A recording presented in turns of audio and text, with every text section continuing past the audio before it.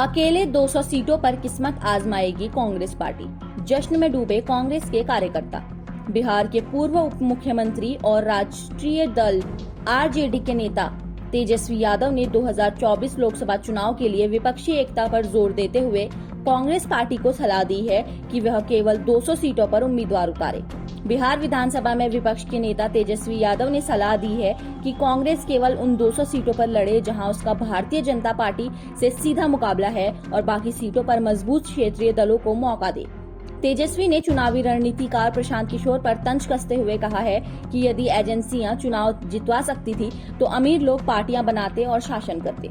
एक इंटरव्यू में तेजस्वी यादव से पूछा गया कि क्या 2024 में बीजेपी से मुकाबले के लिए गठबंधन का समय आ चुका है और क्या कांग्रेस इसमें मुख्य स्तंभ है, तो उन्होंने कहा वह जून 2019 से ही कहते आ रहे हैं कि कांग्रेस 200 से अधिक सीटों पर भाजपा के साथ मुख्य मुकाबले में है।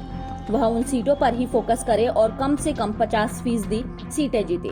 तेजस्वी ने कहा, मेरा हमेशा विचार रहा है कि राष्ट्रीय स्तर पर एक बड़े और संगठित गठबंधन के लिए कांग्रेस को व्यवहारिक होना चाहिए और उन राज्यों में पीछे हटना चाहिए जहां क्षेत्रीय दल एक मजबूत ताकत है और भाजपा के खिलाफ जीतने की स्थिति में है। बुलडोजर राजनीति की बढ़ती लोकप्रियता को लेकर पूछे जाने पर यादव ने कहा कि इस टर्म का इस्तेमाल नहीं करना चाहिए और इसकी प्रशंसा नहीं होनी चाहिए।